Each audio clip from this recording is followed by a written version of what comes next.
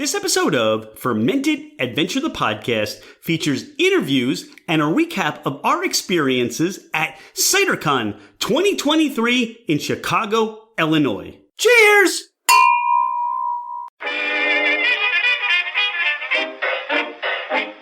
Hello, ladies and gentlemen, craft spirit enthusiasts, and those interested in the intoxicating world of craft distilleries, cideries, meaderies, wineries, and the occasional foray into breweries. It's Rich Shane, and welcome to Fermented Adventure, the podcast, where we bring you the fascinating people that are making the mash, fermenting, distilling, bottling, pouring, and delivering to you some of the finest libations in the world. Before we get started, here are a few housekeeping items. Thank you for bringing the podcast into wherever you are, and whatever you're doing, we truly are grateful that you have chosen to listen and make us part of your day. It would mean the world to us if you left a 5-star review. This helps us climb in the rankings, and it makes it easier for others to find us. Don't hesitate to leave us your comments as well. If the podcast didn't meet your expectations, tell us why. We're always striving to improve. You can find us at fermentedadventure.com. We are on Instagram and Facebook as Fermented Adventure. Email us at fermentedadventure@gmail.com. All right, FA Nation, let's meet our guests. Dawn, I can't believe CiderCon was just a couple of days ago. I know, it went by very quickly. It did, and I'm still trying to thaw out. Me too. Chicago was cold. Very cold. However, being inside the Hilton with all those cider goers and cider practitioners and cider makers, that kept us warm, didn't it? It sure did. So talk about some of the highlights of the event for you. What stood out now that you've had some time to think about it, or some of those things you were in the moment for? Well, I think just Chicago itself, even though it was really cold, it was a really cool vibe, which I liked. The Hilton, as you said, it was just like a very elegant location, and it was just so elegant and professional. It just kind of really stood out to me. Food was amazing. Even the cider share, it was just kind of overwhelming but exciting.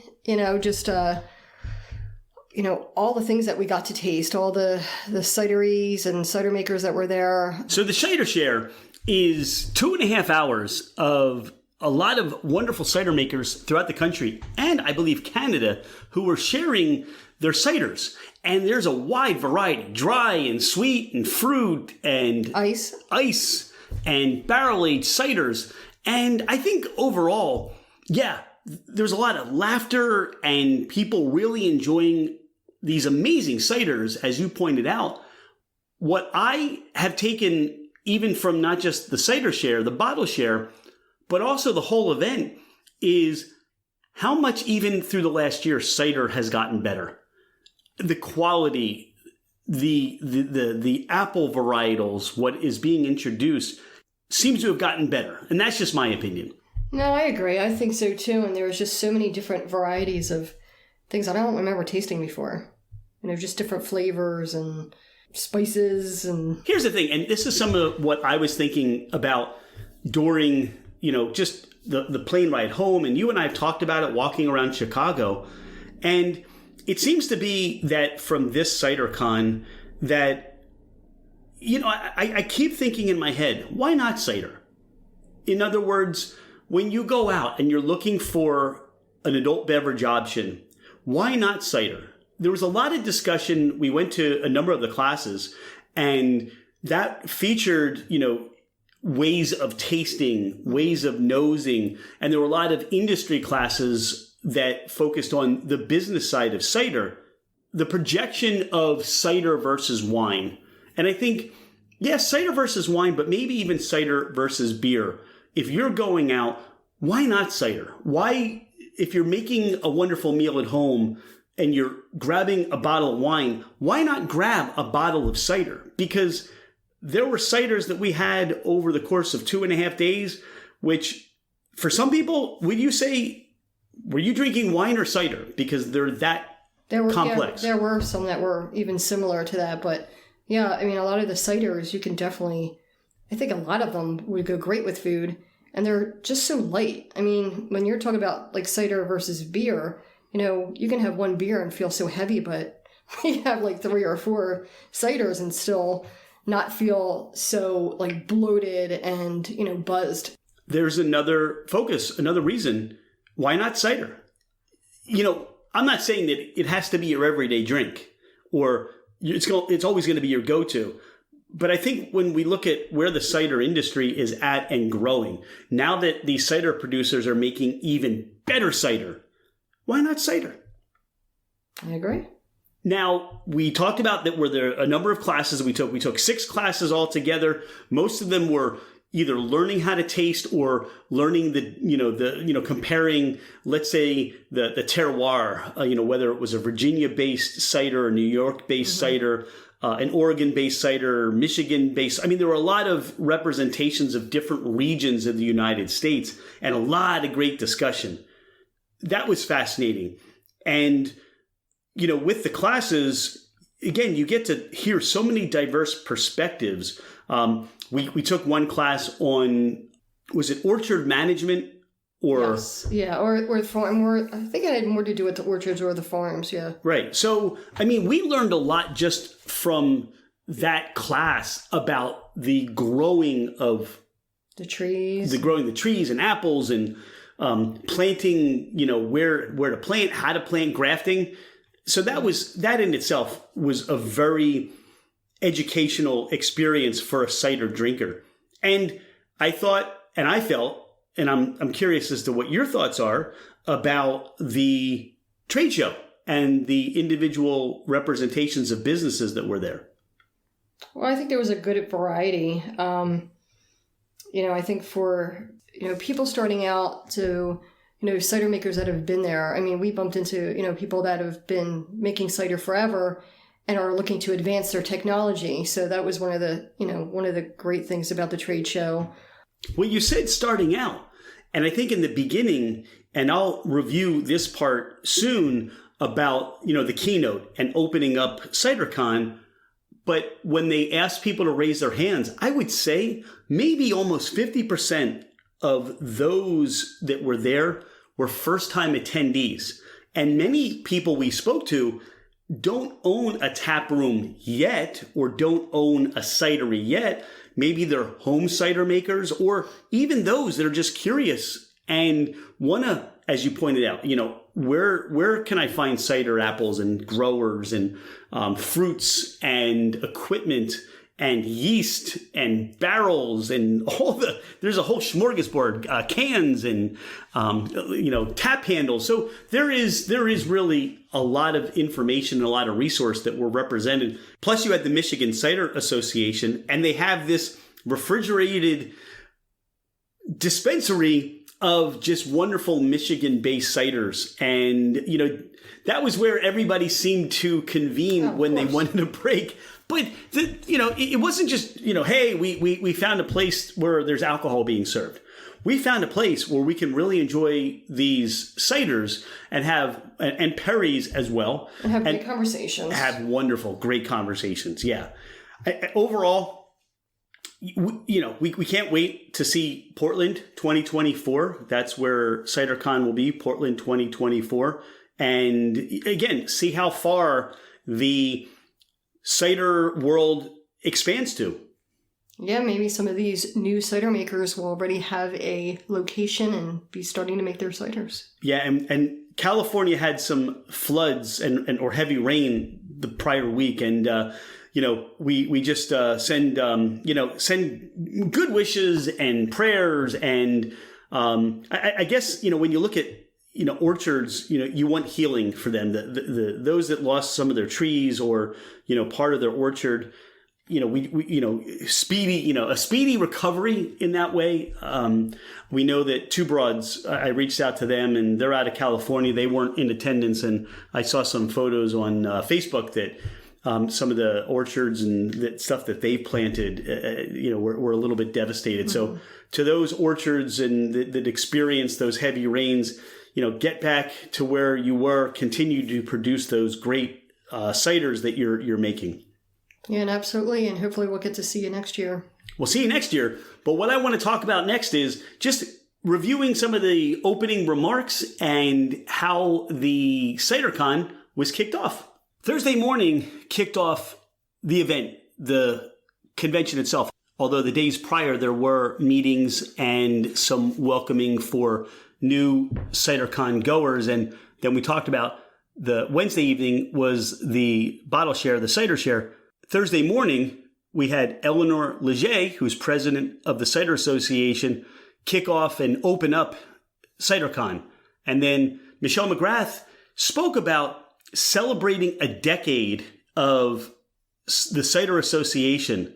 And I think part of what I took out of her presentation was that this was a gathering and this was a place to grow and strategize, connect, and reignite passions. And that, I believe, set the tone for the event, that this was the idea that she wanted people to have in their mind as they moved about CiderCon. She also focused on the challenges and things of the last couple of years. This was the first time that they were back in Chicago, I think since 2019. Mm-hmm. Last year was in Richmond, but then there were either virtual things prior to that. But this is the first time they were back in to Chicago. And she talked about and, referenced the challenges of the cider industry, inflation, supply chain issues, and, short-staffed. As cider drinkers, these are things that, while we don't necessarily see all those challenges of the business, but we're familiar with the fact that we know they're challenged. Sometimes we'll go into tap rooms and we may, see a lot of people hustling, but they're short-staffed. Or we see bottles change, from what we're used to from that cider maker. So they are still dealing with some of those challenges in the cider industry. She challenged us, or I think she challenged the members of CiderCon to find solutions together and have real conversations and foster communities. And I will tell you that I really believe that the essence of that was there. When we talk to people and you hear people talking in the halls and you hear people talking in classes, I think they really embrace the idea of coming together and fostering that community.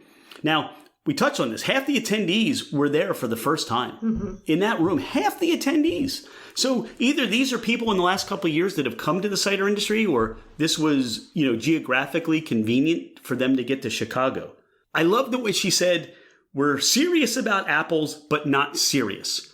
And I think there's a tendency, or there can be, that when you're making cider or making anything, you get very serious about it.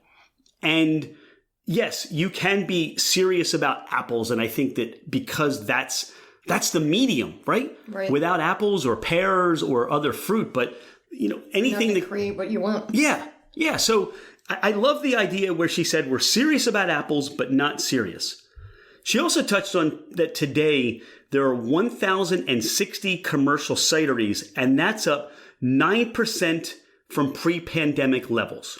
I mean, she threw a lot of numbers, and I couldn't write fast enough. And cider as a segment, in other words, comparing it to wine or beer or those adult beverages, cider is the highest index segment in many demographics. So we're talking age, we're talking location, and we're talking up against different kinds of beverages. What that tells me is cider's growing. Cider's growing in popularity. And that's why I touch back on, why aren't you drinking cider? Why aren't more people drinking cider? I feel that when you have that experience, it will be something that you'll order or look for more often to buy. And I think the next level has to be, when we go back to conversations and having real conversations and fostering community, it really has to be about those touch points, those points of connection, whether you're going out to a restaurant or a bar or somewhere where you're going to find that they're selling cider, that those people are educated and excited about bringing cider to that consumer and introducing something or helping them find their new favorite. Michelle came back to Eleanor Leger, and Eleanor asked a wonderful question where she said, who am I making this cider for? And I think the idea is, as we get back to, or as the cider makers get back to where they're producing, it's a good question to say, who am I making this cider for? I think it helps you figure out on how that you're going to run your business and the focus and point of that mission statement that may sometimes get lost. Sunny Gandara was the keynote after Michelle really introduced where things were going with the Cider Association. And really what Sunny touched on is cider opportunities in a plant-curious market. She shared a lot of facts and figures and really introduced the perspective for cider makers and those in commercial cideries to think about those vegan customers, those looking for more of a vegan option. And that's not just in the cider, but in the foods that you pair with cider at your tap house, and making sure that if you're going to be entertaining or focusing on being available with those organic and vegan ciders, that you really stick to it and you find those options that are going to work. Because, she really, I believe, communicated the serious level that those vegan consumers want in the providers of cider and all things across the board. So some of that I found to be fascinating. And then, everybody went their own separate directions. And we went to classes, and we, went to the trade show and cider share and, all those things. The next part of what we're going to share with you is a wide range of conversations that we had with the attendees at CiderCon. So enjoy these conversations, and we can't wait to see you next time on our fermented adventure. Cheers. Cheers. Stina Booth? Yes. Booth Canyon Orchards? Yes. Stina, talk about your experience with CiderCon and what's CiderCon been like for you this year? Well, it's pretty overwhelming to be in a room with hundreds of other cider makers. Well, I'm not even a cider maker, but other apple growers. I certainly feel like an imposter, but maybe we all feel that way because it's pretty overwhelming. I don't get that imposter syndrome at all today. You just presented to about 60 people that were interested in gaining flavor from apples and orchard management. I didn't get that at all from you. Well, thank you. I feel pretty firm about my work in orcharding. We're still making the transition to cider, and it's really exciting to be with so many people who are so passionate about cider. There's a ton to learn here. I can't wait for next year. Do you have any specific memories, anything that stands out? Well, I'm really looking forward to the Pet Nat session this afternoon. I would love to take our cider in a more natural direction. I went to the panel on reducing sulfites yesterday, which was fascinating. My husband is really the cider maker, so I don't have all the context there. But there's a lot to learn. There were so many great examples of people that are going in a lower sulfite direction, that it can be done, and it would be fascinating to play around with that. Stina, thank you for your time today. Thanks for expressing and sharing all your knowledge today. This was awesome. Great. Thanks so much, Rich.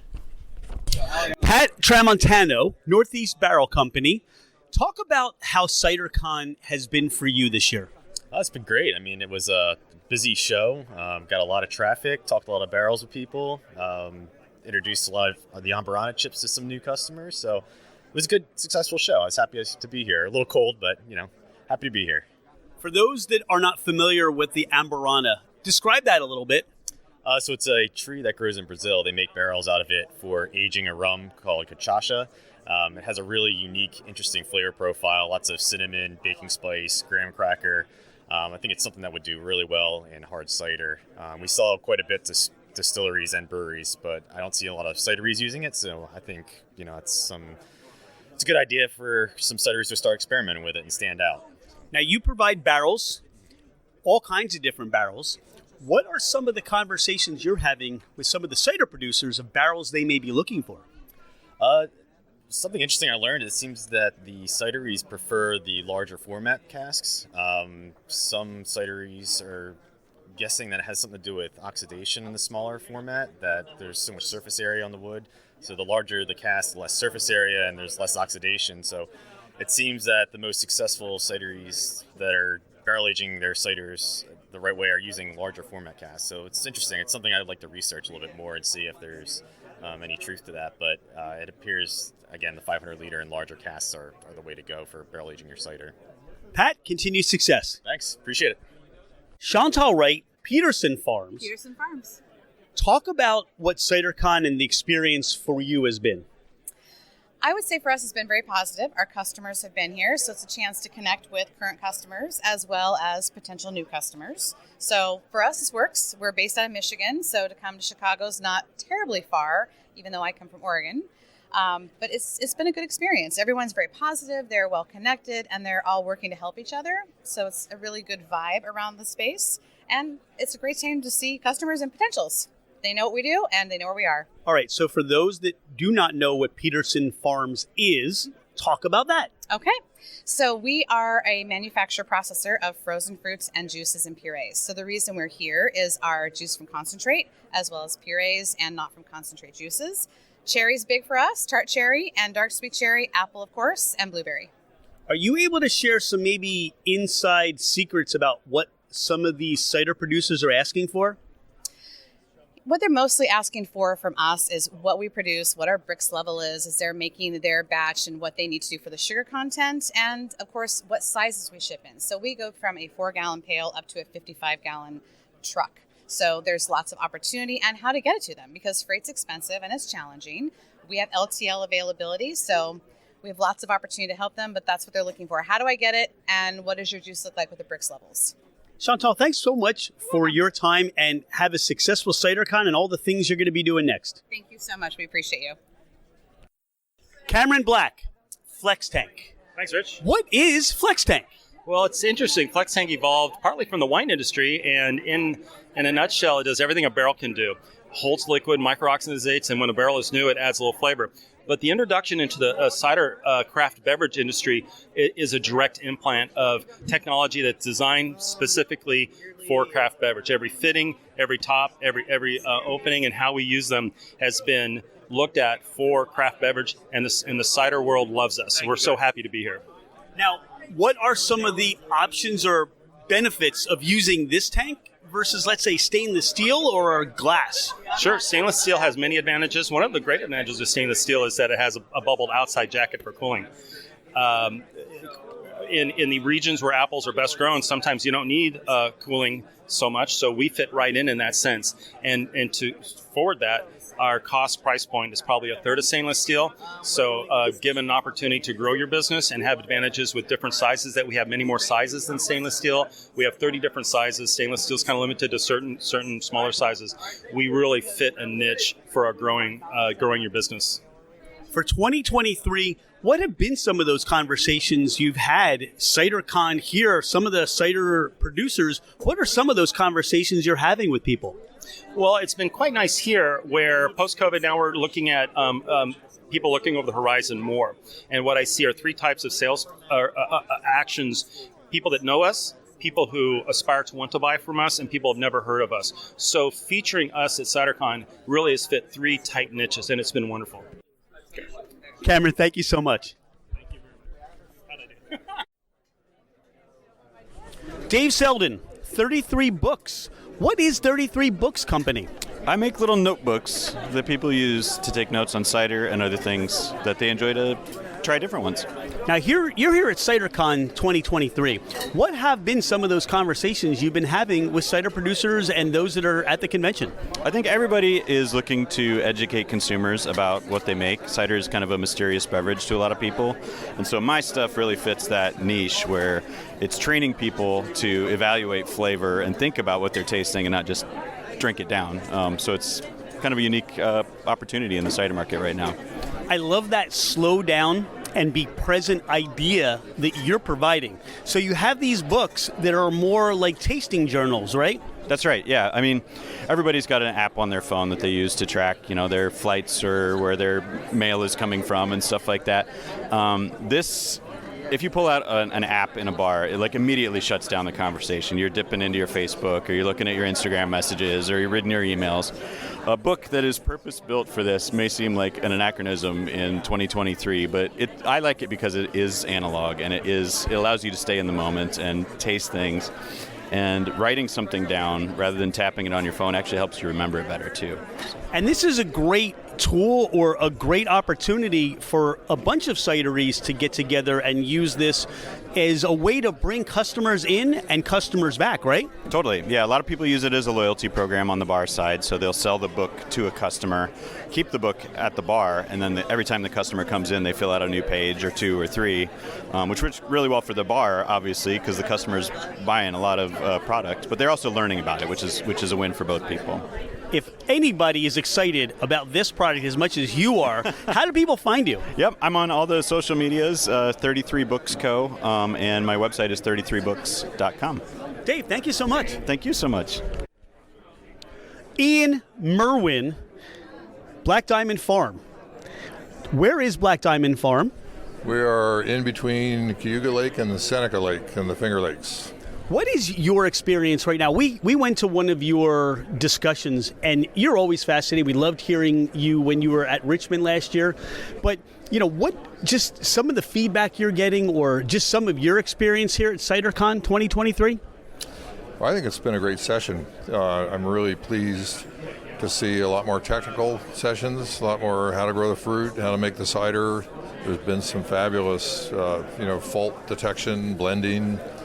So I think what's on offer here is the best of the ones I've been to. I've probably been to 7 of them. So, what have you learned, or what will you take away from this CiderCon this year?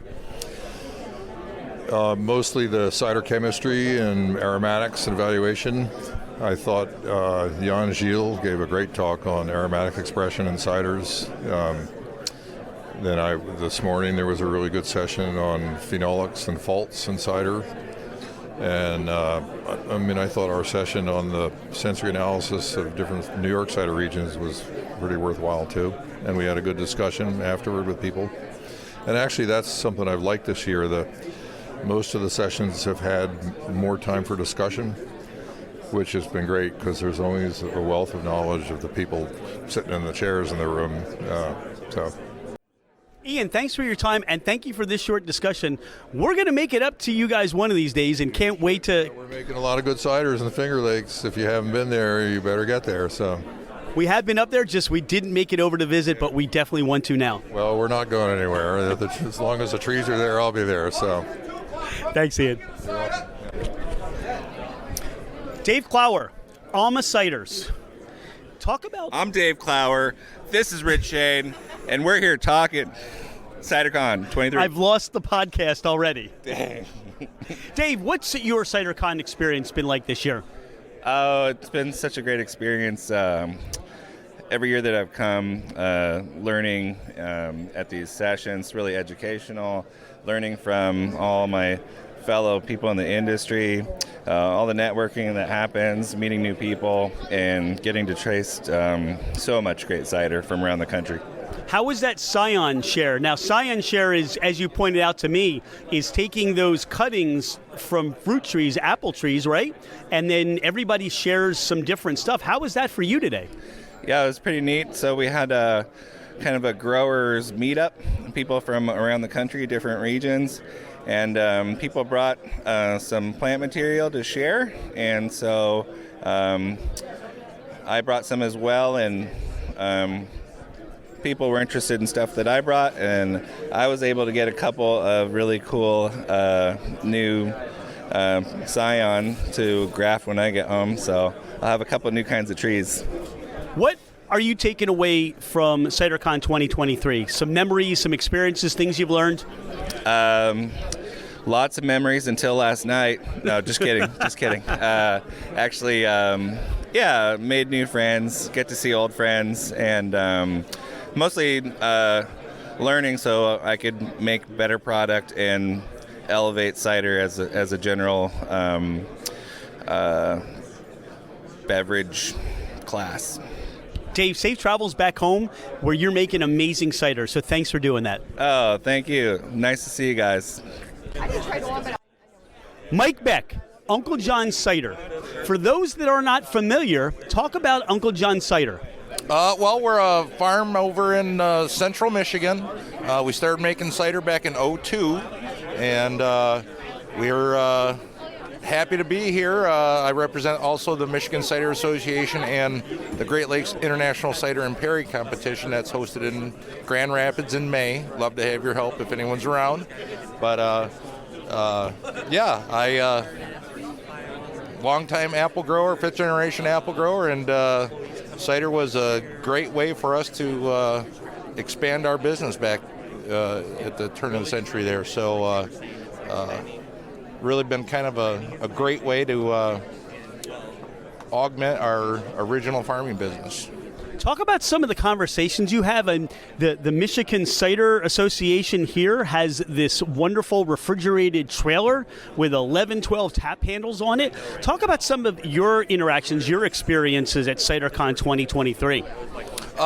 So we brought the draft trailer here. We're trying to drum up support for Glint Cap, the competition, because we need judges and stewards and other volunteers to help with that. So we figured this is a great way to get people excited, for one, to drink cider, because we are at a fun alcohol-based conference. So we give away a lot of cider for people to maybe get them more interested in talking to each other and stuff. And that's one thing that we at Michigan Cider Association really has been wanting to do, along with CiderCon, is get people in the industry talking to each other to see how we can all improve the whole industry.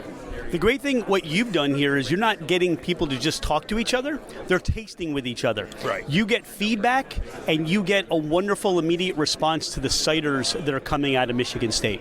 Yes, yeah, that's it. And a lot of the growers or the cider makers are actually here, and so they're mingling with people that are trying the cider, and it's a great way to talk about the products that we have. Thanks, Mike. And tons of success with the competition coming up. It should be a great year for that competition. We're hoping so. Last year we had well over 1,100 entries, so we're hoping to get maybe 1,200 entries this year, and we have a great awards program at the end of it. That's a lot of fun as well as just informative. For somebody looking to attend or enter, is there a website they go to? Yep, www.glintcap.org, glintcap.org. Thanks, Mike. Yes, thank you. Joe Hollebeck, Brother Monk Ciderworks. Joe, talk about your experience at CiderCon 2023. Oh, it's always great. You get to meet a lot of people, meet a lot of your fellow Pennsylvania cider makers, get to see them, get to try a bunch of different great ciders. Always looking for that next big idea, and hopefully you find some of those. And then you got the educational workshops where we get to learn, new, better ideas, how to kind of confront some of the problems that we see as we're making our ciders. So it's been great. So for anybody that has not heard, you mentioned Pennsylvania Cideries. If anybody hasn't heard of Brother Monk, talk a little bit about where you're located. We are located about, say, an hour and a half east of Pittsburgh, a little south of, this time of year, I like to say we're south of Punxsutawney, and a little north of Johnstown. We're kind of right in the corner between Indiana County, Cambrian County, and Clearfield County. So right kind of in that corner there. What have you learned from this CiderCon? What are you taking away personally? Well, one of the things we do cans, and cider has some particular challenges with canning, and we're finding a lot of neat and innovative ways to kind of deal with those challenges, and that's probably one of the biggest things that I've been trying to search out, find, so we can still find a way to put that cider, keep it great, fresh, the way we just, want it to be, and still be able to give them a nice, stable product that they can enjoy for a long time. Joe, enjoy the rest of the show. Thanks for taking some time to be on the podcast. Oh, thank you. Brian and Olga Dressler Estate. We're here at CiderCon 2023. Talk about the experience for you here. You've done the bottle share, you've done the classes, you've been volunteers. Talk about your experience. It's an incredible learning experience. It's an opportunity for us to talk with cider makers and orchardists and vendors from across the country. Every year, it gets better and better for me. I love the technical aspect of it. You get to meet a variety of different experts on any different field. That can include orcharding, that could include quality control, good manufacturing practices, great things that can just give you a better operation overall, and that can even extend into your social media activities, as well as sales, marketing, just really anything that has to do with making cider and selling it. Lots of great experiences here. What are some of the things you've learned? What are some of the takeaways for you to go back now to your cider production facility in Downingtown, Pennsylvania? Oh man, definitely going to be taking some time to think about the future of the small orchard site that we manage in Downingtown outside of the borough there. Hoping to think about maybe some new varieties based on, sort of the challenges that we face in the Pennsylvania region that we're in. Definitely, thinking about our expansion, our future tap room and plans for that, things that we've learned about equipment, processes behind the scenes for that. So definitely got some more research and some planning to do when we get back. Brian, I know you're really technical, so are there technical things you've learned, or what are some of the things you have learned from this CiderCon? Wow, that's a great one. I really liked the session on establishing a quality assurance, quality control program. As a small team, my wife Olga and I, we've got a lot of it in our heads, but really getting it out of your head and onto paper so that when we scale up and have those employees that need to follow instructions, it's not a verbal thing. It's a written program that they can continually reference over time. And these are things that I learned through my engineering career before I launched our cider business, but haven't really gotten around to implementing them, as it's really just been the two of us over the past few years. So just that reminder, that is a need that we'll need to get moving on so that we're ready for those first hires when we bring them on board. Well, I know there's even more stuff to learn. Thanks for taking the time to be back on the podcast, and we look forward to, you're close, so we can't wait to see more delicious stuff coming from Dressler Estate. Cheers. Yeah. Thank you, Rich. Cheers. Lara Delatorre. Now, this is CiderCon 2023. You are a first-time attendee. What's this event been like for you? This has already been, it's only been 48 hours, and it has been such an invaluable experience for me. I'm volunteering at the recommendation of Dressler Estate, and it is just everything. I mean, I didn't even expect how great this would be, where I'm talking to people that I never would have met otherwise, breaking out of the little bubble of Westchester County, New York that I live in, and talking to people all over the country that have the same passion that I do. So it's very eye-opening, very exciting. I'm very happy to be here. What are some of the takeaways you have from this CiderCon? What are you bringing back to that New York area? Definitely bringing back that I don't think I'm living in the right area for cider. Oh, no! Yeah, I think, a lot of people that I'm talking to, it's West Coast, it's more northern New York.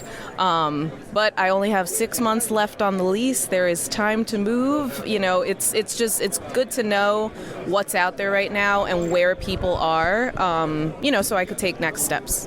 What do you like about cider? What is it about cider for you? I think the biggest thing for me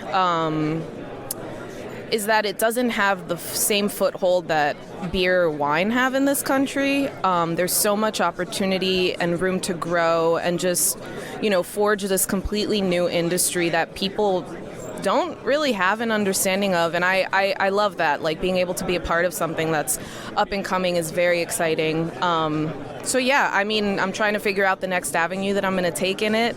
Very excited about the future. Thanks, Laura. Thanks for being a guest. This has been great. Enjoy the rest of the show. Thank you so much. Todd Godbout of BevFluence, or BevFluence. BevFluence. Yes, I love the BevFluence kind of a thing. What is BevFluence? So we are a community of content creators, and so the principle is we're content creators ourselves. So I have a site called Wine Compass. My partner Justin is Wizard of Whiskey, and after we've gone to such events like this, we were like, let's create a community where we all can get together and start doing some collaborations. So what we do is we match brands and associations collaborations with content creators.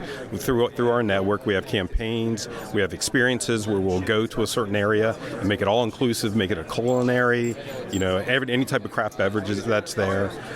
Or we do competitions where we do blind tastings, and everything is through our collaborations platform.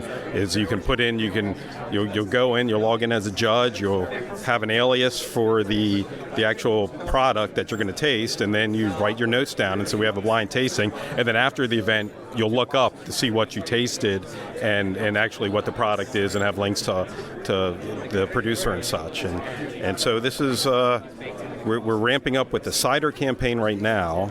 And then we're going to have what we call a Best of BevFluence for 2023. We're basically just going to open it up to all craft beverages and see what comes in, and then we'll mix and match the different content creators to that.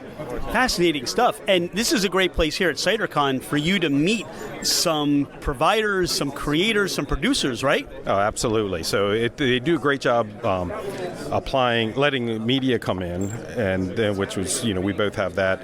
But then there's different associations, like the New York Cider Association. We're right here at the Michigan Cider Association. Cider Canada's here. Virginia Cider's here. So there's not only just the brands, but the associations are here. And so you just get great contacts. And it also works out when you want to go visit somewhere. You can just call them and say, hey, we met at CiderCon. I want to come to your place. And they're like, sure, right away. So it's a great networking opportunity. Do you have some memories that stand out right now you're taking home with you? Well, definitely last night, the New York Cider Association tasting at Buddy Guy's was pretty excellent. So that's pretty much the one thing that I will definitely. Richmond last year was there's a lot of cideries that were right near the convention center, so you could walk to like 3 or 4 different cideries. So that was actually a really great part of that one. Well, enjoy the rest of your time here. Thanks for your few minutes, and I'm glad we met, and enjoy the rest of the show. Yeah, thank you. Joshua Seajet, Blake's Hard Cider, CiderCon 2023. How's the CiderCon been for you this year? It's been really great. First time attendee coming from the beer industry. It's very similar, a little more closer knit though. The market being a little bit smaller, but I can really see where the potential can take this industry as a whole. What are some of the conversations you're having with the attendees, and how is you've got this beautiful ice wine. So talk about how just the reception's been for Blake's and you. So the ice cider that we produced was I said ice wine, didn't I? Talk about that ice cider. It's all right. So the ice cider, we produced that about 4 years ago. And the way that's made is you can freeze juice, and as it slowly melts, you can siphon off the concentrate. So it's just constituting that juice into a higher brick, so you can get a higher ABV off the fermentation. But other than that, one of our newer varietals, a single variety Golden Russet, we just came out with this week. We also have another one, Golden Rush, that will be coming out relatively soon as well. Even though the market right now is really ran by the sweet Americanized ciders, which is okay, but that allows me to do more fun single variety drier stuff. So it's been great though. A lot of good conversations. Like I said, coming from the beer industry, definitely a new beast, but a nice challenge that I'm looking forward to. Memories, takeaways, experiences you've had from this CiderCon? Yeah, absolutely. Honestly, the amount of cider I've tried this weekend is the most I've ever had at any time, and I've actually found a good few that I really do enjoy. Joshua, thank you so much for your time. Sean and Malika Tyson, you guys are with Cider Soms, right? That's correct. Now, we're here at CiderCon 2023. You've been recognized. You won an award. Talk about your award. So we were really honored to win an award for significant impact given to us by the ACA board, and it was about advancing diversity in the industry and also bringing new cider drinkers into the world of cider. Yeah, we worked really hard with the ACA board. We volunteer on the Anti-Racism, Diversity, and Inclusion board, and it's really just to bring awareness to people of color that, cider is for everyone, and that it's a place that's welcoming, it's open. It was that way for us when we first got started, and we love the environment, the community, and we want to introduce everyone else and have them come in and feel the same way we feel. Cider, it crosses so many boundaries, but what is it, do you think, as far as in the black community, about hey, I'm not quite sure about cider. What is it about that you find in your conversations? Exposure, just the lack of exposure to a lot of different ciders. The ones that tend to be available are the more larger commercial cideries, and so people just haven't had a chance to taste the diversity of cider and understand that they can be very similar to other beverages that they like wine. So we compare ciders to wine for a lot of wine drinkers and let them know not every wine grape tastes the same, so not every cider is going to be the same. One of the things that we notice is in the marketing, you tend to look for people that look like you. And as you go through websites, you tend to notice that the pictures that are on websites mostly don't show people of color. And so when you're doing that and you're looking, you start to get the feeling that this product isn't for me. I don't see myself represented here. And so you start to get that feeling. And so, like I said, that's one of the things that we want to try to bring in and say, hey, we all drink cider. You should drink cider. It's for you. It's for everyone. And so you should enjoy it. What is catching for my interaction with the both of you is your stewards. You have this energy, it's infectious, that you love cider and you want everybody to love cider. But I think the idea of being that caretaker to a community, that's huge for you guys. Definitely. We're all about community, and one of the things that we really try to do is to bring cider around to, our community. We live on the south side of Chicago, and while we can travel and visit a lot of places that have cider on the north side, we really want to bring the community to our community where we're at, and just have everyone enjoy cider all throughout Chicago. There are cideries in Chicago that you can visit, but there are also bottle shops around different parts of the city that you can try cider. One of the biggest Benny's that's most active with cider is on the south side of Chicago. It's actually in Evergreen Park, so further south. So, it's for everyone, and just bringing that community together is really, like you said, is really what we want to do, and it's what's important to us. I agree with everything Sean said. All right, so you've reached a place of recognition, and you've done a lot of work. As you look towards the next year, what would you like to accomplish in 2023? Actually, it's just more education. One of the great things about coming to CiderCon, especially when we get to interact with the new attendees, is that they're really excited to come and learn about cider, to meet people in cider, and just to continue to learn so that they can expand cider to everyone. And so from us coming from a consumer perspective and coming from the outside and looking in, we really love the fact that people are starting to have a passion like we have, that really want to know more about cider and learn about cider. And along with that, you'll follow our mission, which is to recognize how cider is comparable to wine, and because they're made similarly. And so now you can expand your palate with cider, you can expand your palate with wine. But really, it's just that education. We really just want to spend more education, put more education out to people so that everyone can understand cider, appreciate it for what it is, and enjoy it. Thank you. So we do have some new things coming for 2023, and so we're going to kind of refocus the blog and the website, but we really are going to try and help build this community and help people find resources, have access, kind of like an access point of, like for all of these new people coming into the space, of who can I reach out to, how can I be connected, and how can I feel included and welcomed.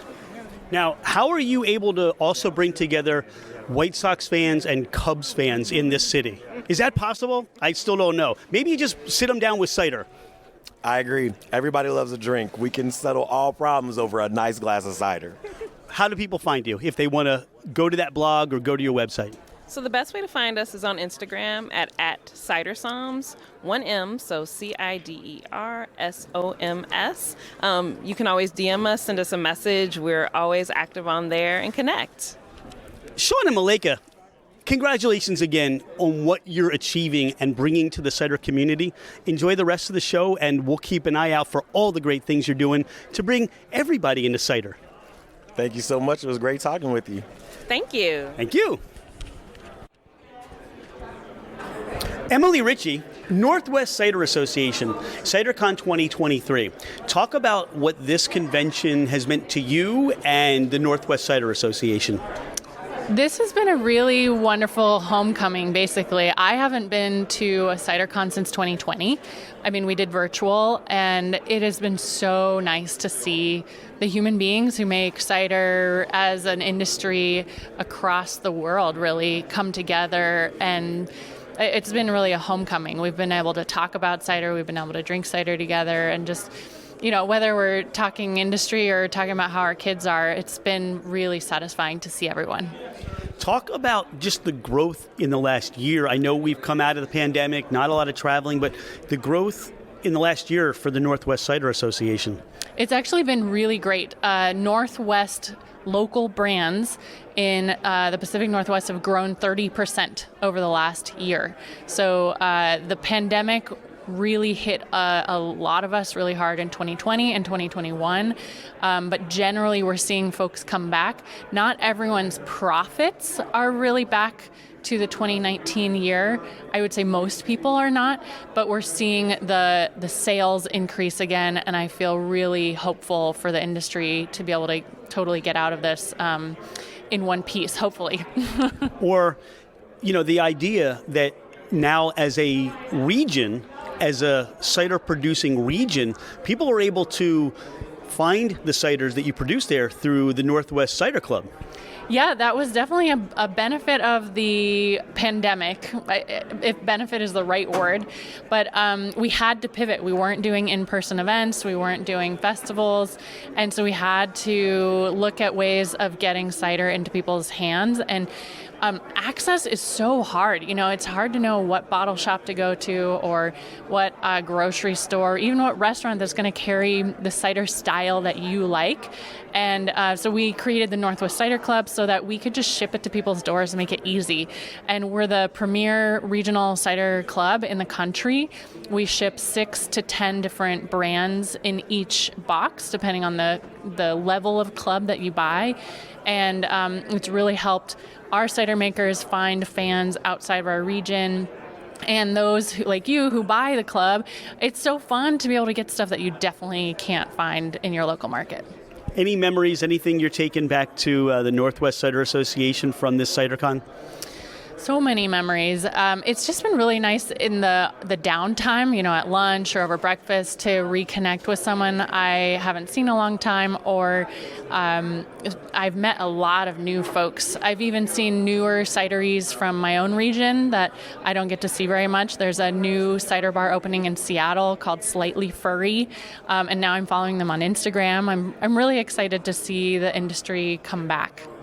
Well, we can't wait to see Portland in 2024 for CiderCon as the host region for CiderCon. It's going to be so fun. Not only will there be a lot of industry events, but we're going to bring back Oregon Cider Week, and it will be 9 days of fun. We're including 2 weekends in that.